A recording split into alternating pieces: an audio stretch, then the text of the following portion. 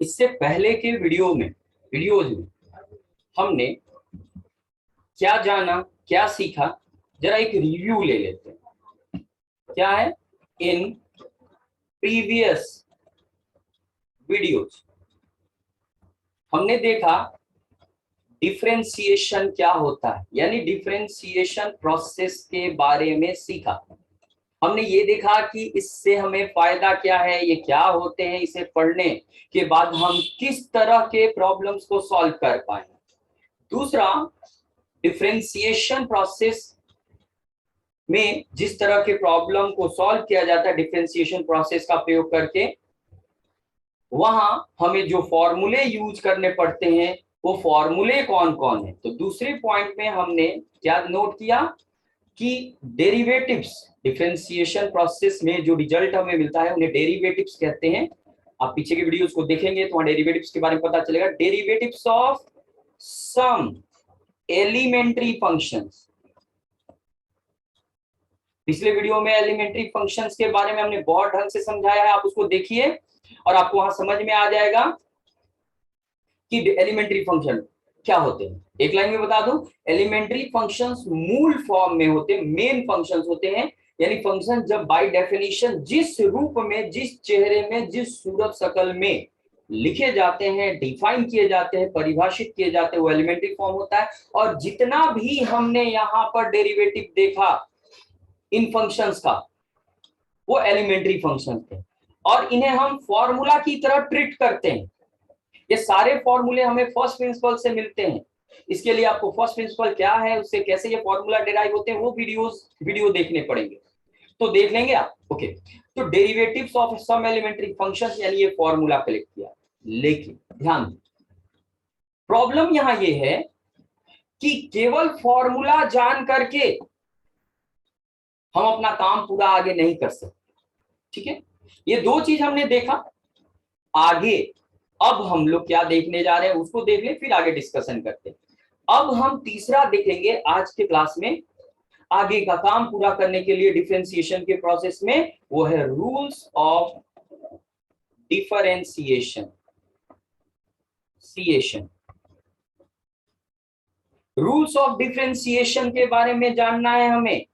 ये हमारी मदद करते हैं किसी फंक्शन के डेरिवेटिव को फाइंड करने में, जिसमें आपको क्या क्या पढ़ने को मिलेगा। कांस्टेंट, मल्टीपल रूल, पहला ये नाम क्यों है आगे समझेंगे। फिर आपको मिलेगा सम रूल पढ़ने के लिए, फिर आगे मिलेगा डिफरेंस रूल, उसके बाद मिलेगा क्या, प्रोडक्ट रूल। आप नाम पर ध्यान दें, आपको बातें समझ में आएंगी धीरे धीरे आसानी से। फिर हमें मिलेगा पढ़ने के लिए कोसेंट रूल, भाग का नियम, और लास्ट में जो यहां नहीं क्लास 12 में पढ़ना है वो है चेन रूल, ये पढ़ने को मिलेगा। ये नियम जो है ये क्लास 11 में हमें पढ़ लेना है, सीख लेना है, समझ लेना है, और अंतिम का जो नियम है वह क्लास 12 में हमें पढ़ाया जाता है। ठीक है, तो इसके लिए अलग वीडियो आपको मिलेगा। तो आज का टॉपिक ये है थर्ड पॉइंट वाला, रूल्स ऑफ डिफरेंशिएशन। इससे पहले डिफरेंशिएशन क्या है इसके बारे में बताया और फॉर्मूला के बारे में जाना, आज हम रूल्स के बारे में पढ़ेंगे। तो प्रश्न ये उठता है कि रूल्स पढ़ने की आवश्यकता क्यों होती है। चलिए इसके ऊपर डिस्कशन करते हैं। होता यह है कि जब हम फॉर्मूला पढ़ लेते हैं तो फॉर्मूला पढ़ने के बाद रूल पढ़ना जरूरी हो जाता है। इसके बाद हमें रूल्स पढ़ना पड़ता है, रूल्स ऑफ डिफरेंशिएशन। ऐसा इसलिए क्योंकि फॉर्मूला केवल एलिमेंट्री फंक्शंस के डेरिवेटिव्स को बताते हैं। ये केवल एलिमेंट्री फंक्शंस के डेरिवेटिव को बताते हैं, जबकि फंक्शन जो होते हैं वो सिर्फ एलिमेंट्री फॉर्मेट में नहीं होते हैं। ये जो फंक्शंस होते हैं ये सिर्फ एलिमेंट्री फॉर्मेट में नहीं होते हैं। जो फॉर्मूला पढ़ा है वहां सिर्फ एलिमेंट्री फॉर्मेट में फंक्शन पढ़ा है, एलिमेंट्री फंक्शन पढ़ा है, लेकिन इसके अलावा जो नॉन एलिमेंट्री फॉर्मेट होता है वैसे फंक्शंस भी हमारे सामने आते हैं जिनका डेरिवेटिव हमें निकालना पड़ता है। एलिमेंट्री फंक्शंस के लिए फॉर्मूला काफी होता है, लेकिन जो नॉन एलिमेंट्री फंक्शंस हैं उनके लिए फॉर्मूला के साथ साथ हमें रूल्स भी पढ़ना पड़ता है। कैसे देखा जाएगा? ये नॉन एलिमेंट्री फंक्शंस कैसे होते हैं, क्या होते हैं? तो जब कुछ एलिमेंट्री फंक्शंस को लेकर 2, 3, 4 उन पर कुछ खास ऑपरेशन परफॉर्म करके नए नए फंक्शंस बनाते हैं तो वो नॉन एलिमेंट्री फॉर्म होते हैं। जैसे देखिए, एलिमेंट्री फॉर्म साइन एक्स है, एक्स स्क्वायर है, कॉस 6 है, केवल कांस्टेंट 5 है, लॉग एक्स है एंड बहुत सारे। ये सारे के सारे एलिमेंट्री फॉर्म है। लेकिन जब इन्हीं में से दो को किसी में किसी कांस्टेंट से गुना कर दिया जाता है तो ये नॉन एलिमेंट्री फॉर्मेट आ जाता है। दो फंक्शंस को जोड़ दिया जाता है, जैसे एक्स स्क्वायर में हम साइन एक्स को जोड़ रहे हैं, ये नॉन एलिमेंट्री फॉर्म में, क्योंकि यहाँ दो एलिमेंट्री फंक्शंस हैं जिन्हें ऐड किया गया है और इसके लिए अभी कोई फॉर्मूला नहीं पढ़ा है हमने और पढ़ना भी नहीं है। इसी तरह के फंक्शंस के डेरिवेटिव को निकालते समय हमें रूल्स की जरूरत पड़ती है फॉर्मूला के साथ साथ। जैसे हम एक्स स्क्वायर में से साइन एक्स घटाकर नया फंक्शन बना दिए, तो यहाँ सिर्फ एलिमेंट फॉर्मूला, सिर्फ फॉर्मूला से काम नहीं चलेगा, तो रूल्स से काम चलता है। अगर हम एक्स स्क्वायर में गुना करते साइन एक्स को, तो फिर से यहाँ सिर्फ फॉर्मूला हेल्प नहीं करेगा, रूल्स आएगा। और अगर हम साइन एक्स में मल्टीप्लाई करते एक्स स्क्वायर से, तो फिर एक नया फंक्शन तैयार हो जाता है। जैसे कि पहले ये नए नए फंक्शन हमें मिले, ठीक उसी प्रकार ये, तो यहाँ पर केवल फॉर्मूला हमारी मदद नहीं कर पाएगा, रूल्स के साथ फॉर्मूला हेल्प कर पाएगा। तो यहाँ पर कुछ फंक्शंस को हमने एलिमेंट्री फंक्शंस की सहायता से बनाया। इसके इसके लिए हमें, इनके लिए हमें रूल्स की जरूरत पड़ती ही पड़ती है। एक और है फंक्शन का को बनाने का तरीका, जरा ध्यान से देखिएगा। ये है साइन एक्स, ये एक्स जो है एंगल है, इसे इनपुट कहते हैं, यानी यहीं पर सारा चीज रखते हैं हम जिसका वैल्यू हमें निकालना, जिसका साइन निकालना। तो जब हम क्या करें, यहां पर इनपुट एक्स की जगह कोई दूसरा फंक्शन रख दे इनपुट के रूप में, एक्स को हटाकर एक फंक्शन दे दे, यानी साइन फंक्शन को इनपुट के रूप में एक दूसरा फंक्शन दे दे, तो ये जो बनता है ये फंक्शन ऑफ फंक्शन बनता है, फंक्शन ऑफ फंक्शन। और इसके लिए अलग रूल पढ़ना पड़ता है जो क्लास 12 में पढ़ाया जाएगा, जिसे चेन रूल है, वो पढ़। तो चलिए जरा ध्यान से देखिए, यहां जो काम किया गया है उसी के आधार पर नाम भी है। जैसे पहला, कांस्टेंट से मल्टीप्लाई किया गया है फंक्शन में। देखिए चीजों की पहचान बड़ी जरूरी है, ठीक है? अलग पेज पे चलते हैं और उसे डिटेल में समझते हैं। यहां पर क्या है, पहला एग्जांपल, इसी के आधार पे नियम का नाम भी पड़ा है। देखिए रूल्स का नाम कौन कौन है। पहला, कांस्टेंट 5 है, इसमें हमने साइन एक्स से गुना कर दिया। क्वांटिटी की पहचान बेहद ही जरूरी है, नितांत आवश्यक है।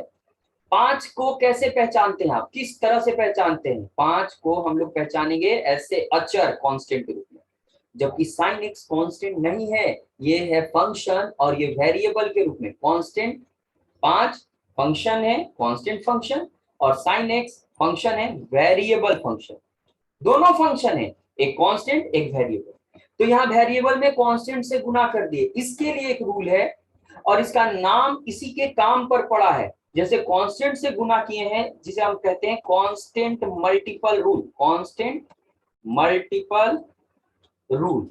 कांस्टेंट से गुना करने पर जो नियम बनता है उसे कांस्टेंट मल्टीपल रूल कहते हैं। ओके, जैसे दूसरा क्या किया था हमने, एक्स स्क्वायर में ऐड कर दिया था साइन एक्स को।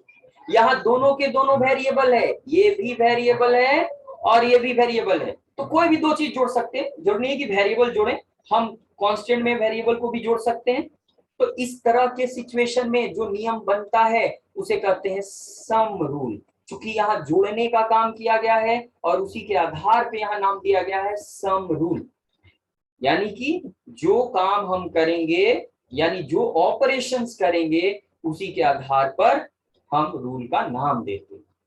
जैसे इस बार हम घटाने का काम कर रहे हैं, एक्स स्क्वायर में साइन एक्स घटा दिया, कांस्टेंट में भी घटा सकते हैं, तो इससे जो नियम बनता है उसका नाम है डिफरेंस का रूल, डिफरेंस रूल। नेक्स्ट, जो वर्कआउट है यहाँ पर करना क्या है, मल्टीप्लाई कर दीजिए। यहाँ ध्यान देना होगा कौन फंक्शन किस में मल्टीप्लाई हुआ है और कहीं मल्टीप्लाई हुआ है कि नहीं। देखिए ध्यान से, एक्स स्क्वायर गुना साइन एक्स, गुना के लिए क्रॉस साइन यूज किया है, आपको बिना क्रॉस साइन के भी लिखा हुआ मिलेगा ऐसे, यहाँ भी वही बात है, यहाँ गुना है और इसके लिए जो नियम है वही है प्रोडक्ट रूल। पांचवें नंबर में हम क्या पढ़ने वाले हैं, भाग वाला, डिवीजन वाला। हम क्या कर रहे हैं, साइन एक्स में डिवाइड कर दे रहे हैं एक्स स्क्वायर से। इसी आधार पर, डिवीजन के आधार पर इसका नाम पड़ा है कोसेंट रूल। कोसेंट रूल ये हो गया। और लास्ट वाला जो रूल है जिसे हमें क्लास 12 में पढ़ना है, यहां देख लें 6 नंबर, कि जब हम एक फंक्शन को इनपुट के रूप में दूसरा फंक्शन दे देते हैं जिससे हमें ये फंक्शन ऑफ फंक्शन मिलता है, तो इसका डेरिवेटिव निकालने के लिए एक रूल पढ़ते हैं, नाम है चेन रूल। ये तो फिलहाल में हम छठे रूल को छोड़कर बाकी के 5 रूल्स को पढ़ेंगे यहाँ पर बारी बारी पर। यहाँ इस वीडियो में हम आपको सिर्फ पहला और दूसरा और तीसरा 3 रूल्स को डिस्कस करेंगे और आगे के वीडियोज में हम बाकी के 2 रूल्स को डिस्कस करेंगे। तो चलिए बारी बारी से रूल्स को देखा जाए। पहला, constant multiple rule. First number है हमारा, क्या है, नंबर 1, कांस्टेंट मल्टीपल रूल। यानी कांस्टेंट से फंक्शन में गुना करते हैं तो उसे डिफरेंशिएट करने के लिए जो नियम पढ़ते हैं डिफरेंशिएशन का, उसे कांस्टेंट मल्टीपल रूल कहते हैं। और जरा ध्यान से देखिए, यहाँ के, इसे कांस्टेंट लेंगे, इसे गुना करेंगे हम फंक्शन में जिसमें एफ एक्स जनरल फॉर्मेट में लिखते हैं, और तब ये जो फॉर्मेट दिया गया है यहाँ रूल बता रहे हैं, इसे कहा जाएगा, अब इसे डिफरेंशिएट करके रिजल्ट बताओ भाई। तो आगे रिजल्ट लिखने से पहले इसमें चीजों की पहचान जरूरी है। जैसे के का प्रयोग किस लिए हुआ है यहाँ, कांस्टेंट के रूप में। कांस्टेंट मतलब 1 2 3 4 5 माइनस में प्लस में, या 1/2 1/3 √2 √3 ये रहेगा कांस्टेंट। और इसकी पहचान क्या है, ये फलन है, फंक्शन है, और ये वेरिएबल रूप में रहेगा, ये वेरिएबल रहेगी, फलन फंक्शन वेरिएबल। तो जब कांस्टेंट गुना फंक्शन दे और उसे डिफरेंशिएट करने के लिए कहा जाए तो रूल कहता है क्या, आप कांस्टेंट को बाहर रख दो और केवल वेरिएबल का डेरिवेटिव लिखो, जैसा कि यहां हम लिख रहे हैं। ये रहा पहला। बट ध्यान देना है, नोट देख लो क्या है। आपको ध्यान होगा कि कांस्टेंट अकेले रहने पर एक्स के रिस्पेक्ट में उसका डेरिवेटिव क्या होता है, 0। यहाँ कांस्टेंट चूंकि अकेले नहीं है, फंक्शन यानी वेरिएबल के साथ आया है, इसलिए इसका डेरिवेटिव 0 नहीं होता, कांस्टेंट बाहर चला जाता है और फंक्शन का डेरिवेटिव निकालते हैं। मतलब ऐसे है कि कांस्टेंट पहले फंक्शन के साथ घूम रहा था, डेरिवेटिव जैसे है dy/dx, फंक्शन बोला ए भाई कांस्टेंट बाहर चले जाओ, मैं इसे देख लूंगा, संभाल लूंगा, मैं इससे बातचीत कर ले रहा हूँ। कांस्टेंट बाहर चला गया और डेरिवेटिव फंक्शन के बीच ये बात हुई, यानी डेरिवेटिव ऑफ फंक्शन निकाल रहे हैं। चलिए इस पर कुछ एग्जांपल देख लेते हैं और क्लियर करते हैं। पहला एग्जांपल यहां देखिए, 5 गुना कर रहे हैं हम साइन एक्स से 5, और कहा जा रहा है कि आप इसका डेरिवेटिव बताइए। तो आप पहचानिए यहाँ चीजों को, चीजों की पहचान बड़ी जरूरी है। आप देख सकते हैं पहले 5 आया है, 5 की पहचान कैसे करेंगे आप, कांस्टेंट के रूप में, अचर के रूप में, और साइन एक्स की पहचान कैसे है, वेरिएबल के रूप में। यानी सीधी सी बात है, यहाँ कांस्टेंट गुना वेरिएबल का स्ट्रक्चर है, और ऐसी स्थिति में हमें यह सिखाया गया है, समझाया गया है, करना क्या है कि 5 कांस्टेंट को बाहर ले लेंगे और सिर्फ साइन एक्स का डेरिवेटिव निकालेंगे।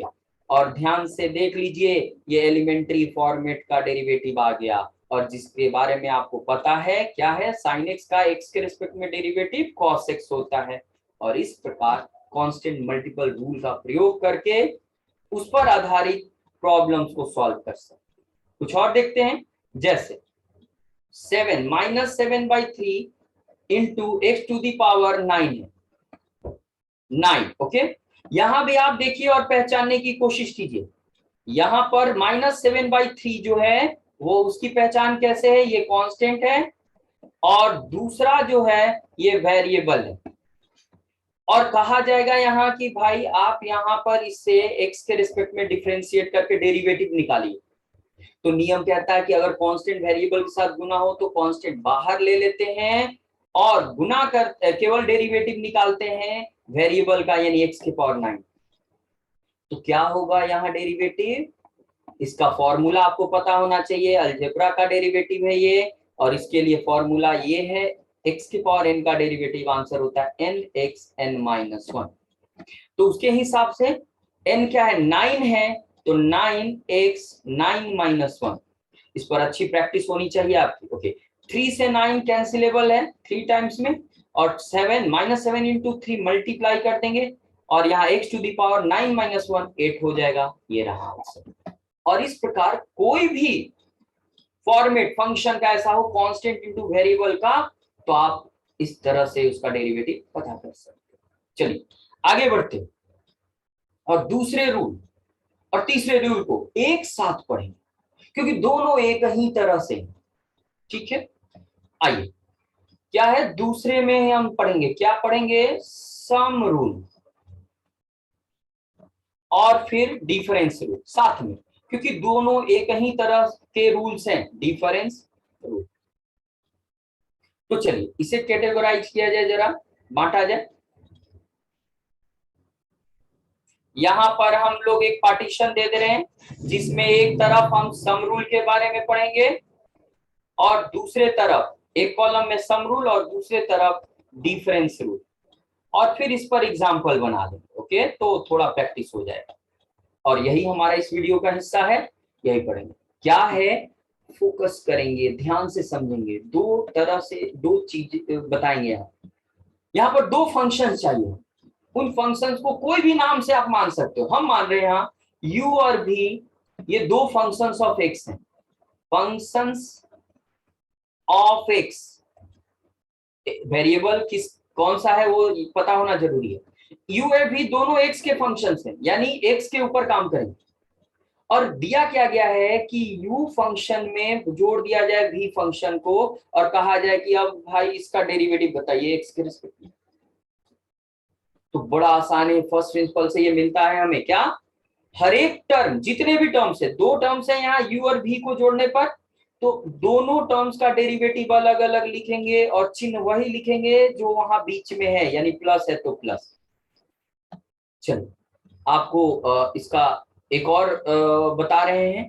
मान लेते हैं हमारे पास एक और फंक्शन w है, और क्या किया गया है, u में v और v में w ऐसे जोड़कर दिया गया फंक्शन, और कहा जा रहा है कि भैया अब इसे x के रिस्पेक्ट में डिफरेंशिएट करो। तो जितना भी टर्म जुड़ा हुआ हो कोई फर्क नहीं पड़ता, नियम है टर्म बाय टर्म, यानी हर एक टर्म के डेरिवेटिव को अलग अलग लिखना है, और बीच में वही चिन्ह देना है जो वहां है, प्लस है तो प्लस, माइनस है तो माइनस। माइनस वाला देखेंगे वहां। इसलिए इस तरह के डेरिवेटिव को हम नाम से पहचानने की कोशिश करेंगे, term by term differentiation, term differentiation.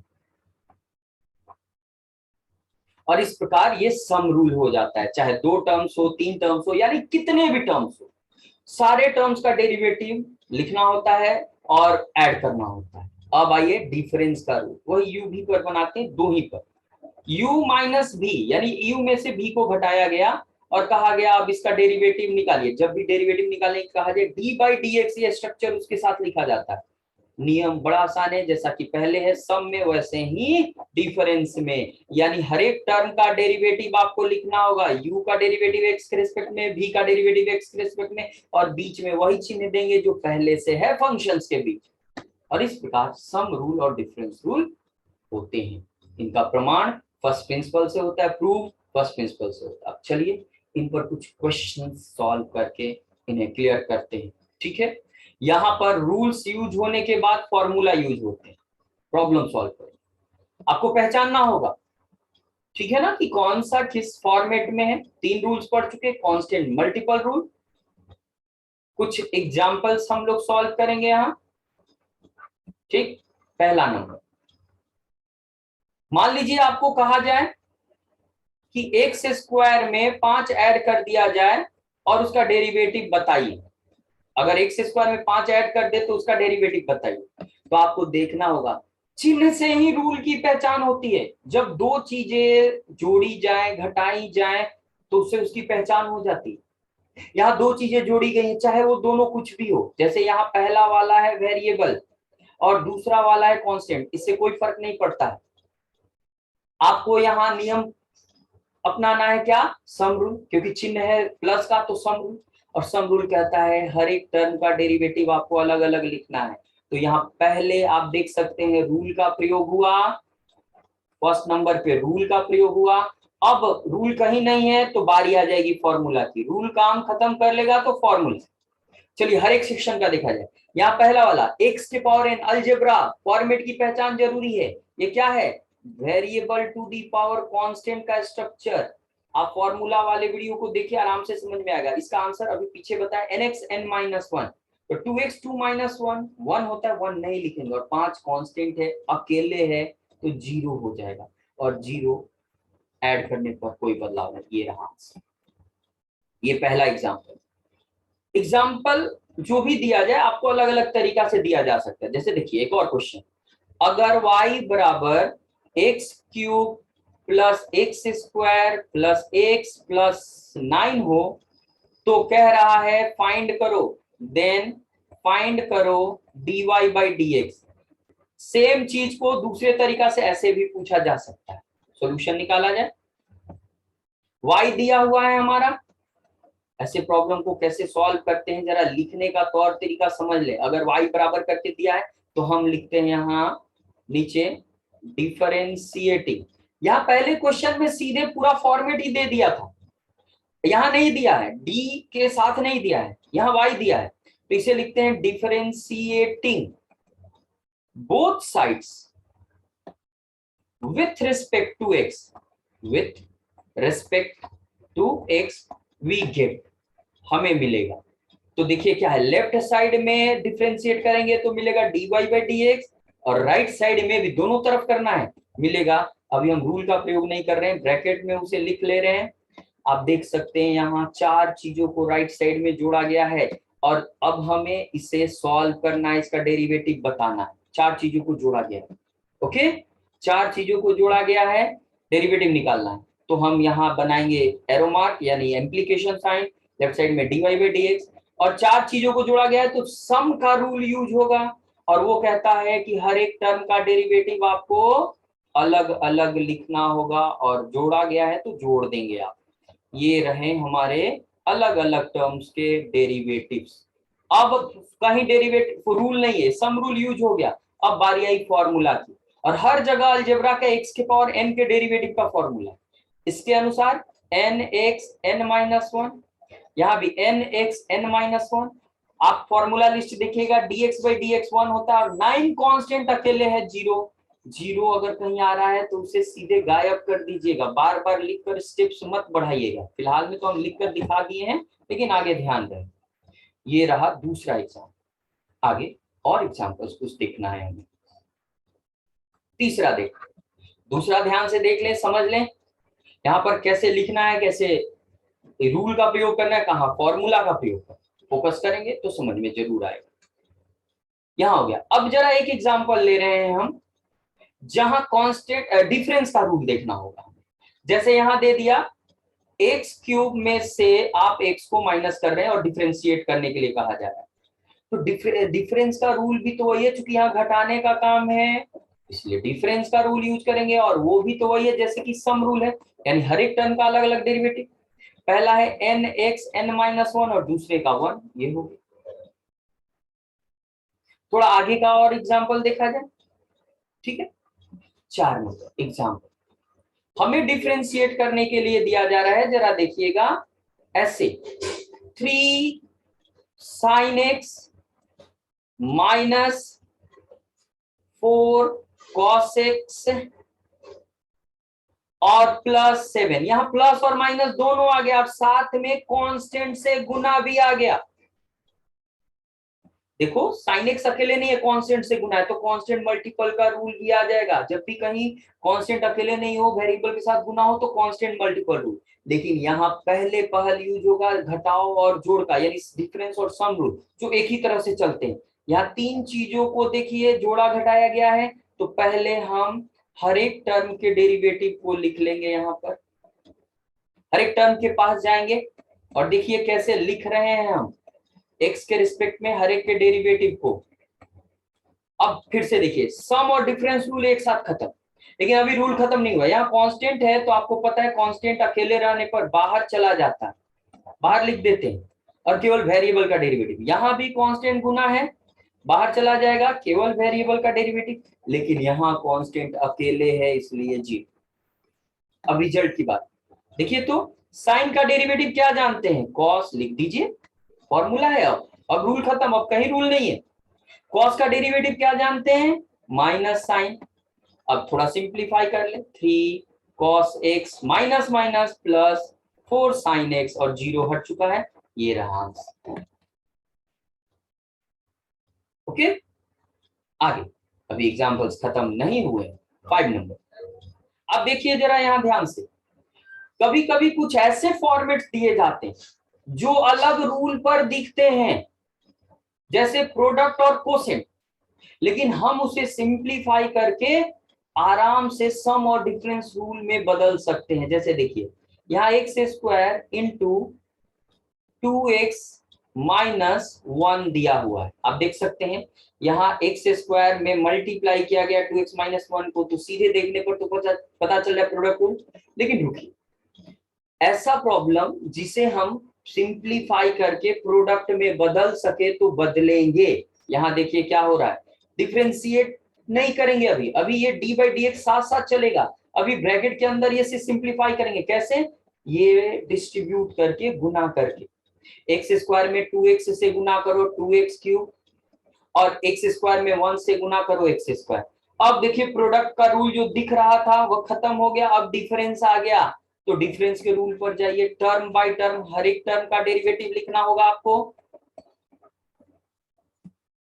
अभी यहाँ क्या है, कांस्टेंट मल्टीपल रूट, कांस्टेंट बाहर आ जाता है, और वेरिएबल एक्स क्यूब का डेरिवेटिव जो n x n minus 1, direct दोनों एक साथ लिख सकते हैं, और यहाँ n x n माइनस 1 ये हो गया, ये हो गया 6x स्क्वायर माइनस 2x, ये हो गया आंसर। ओके, आगे भी देखिए, अभी एग्जांपल और है 6 नंबर। जरा देखिए यहाँ देखने पर आपको लगेगा कि हमें यहाँ भाग दे वाला रूल यानी कोसेंट रूल यूज करना चाहिए, लेकिन बात ऐसी नहीं है। हम यहाँ इसे सिंप्लीफाई कर सकते हैं और सिंप्लीफाई करेंगे और तब रूल यूज करेंगे। यहाँ डिफरेंशिएट पहले नहीं करेंगे। देखिए कैसे सिंप्लीफाई कर रहे हैं, सिंप्लीफिकेबल हो तो, जैसे देखो ऊपर न्यूमरेटर में दो चीजों का जोड़ है और डिनोमिनेटर में अकेले एक्स स्क्वायर है।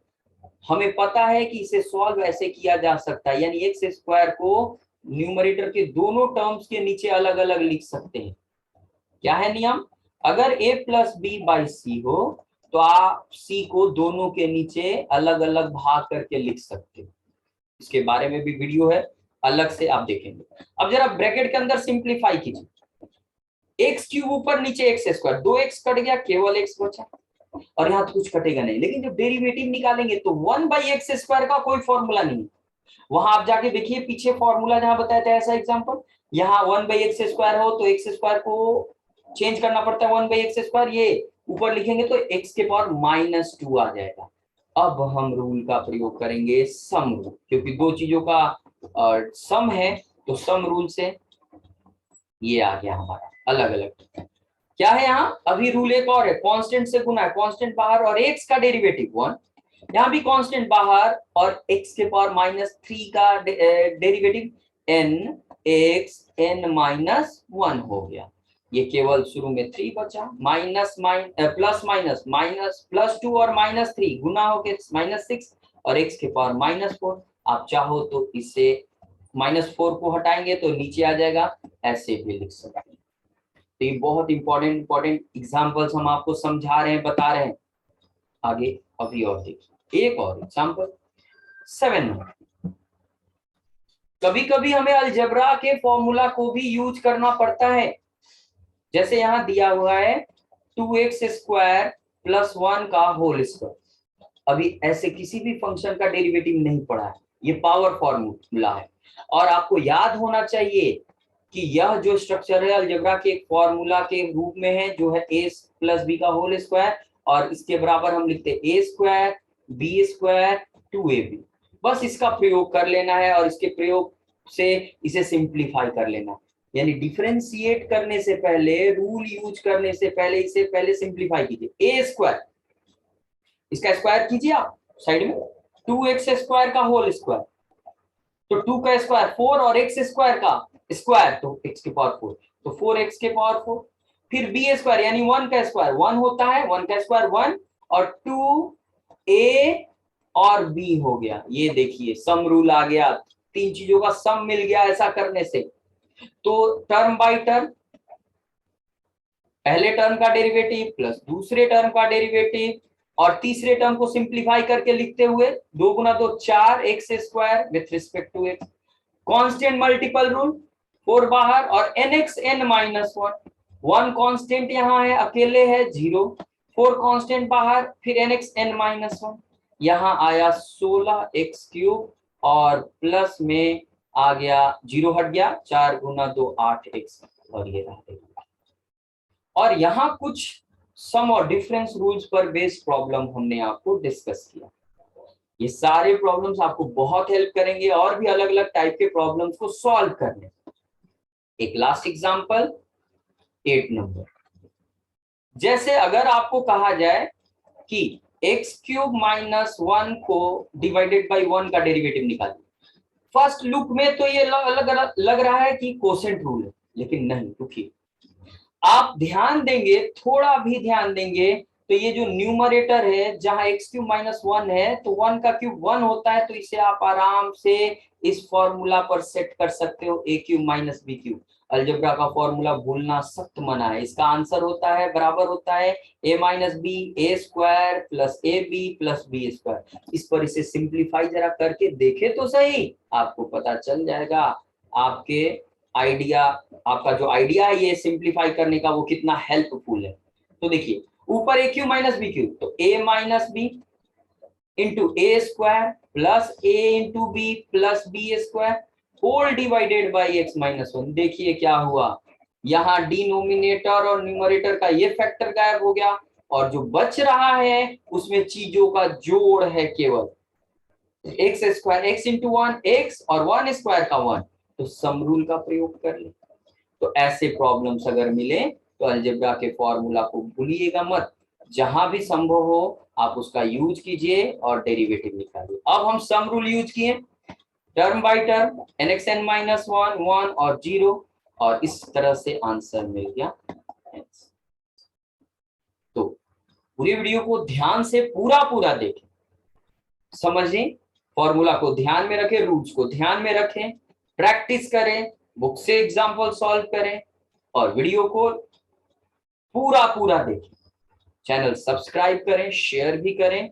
आज के लिए इतना ही, थैंक यू। अगले वीडियो में हम आपको और भी अलग अलग टाइप के प्रॉब्लम जो क्लास 11 लेवल के होंगे उस पर डिस्कशन करके बताएंगे।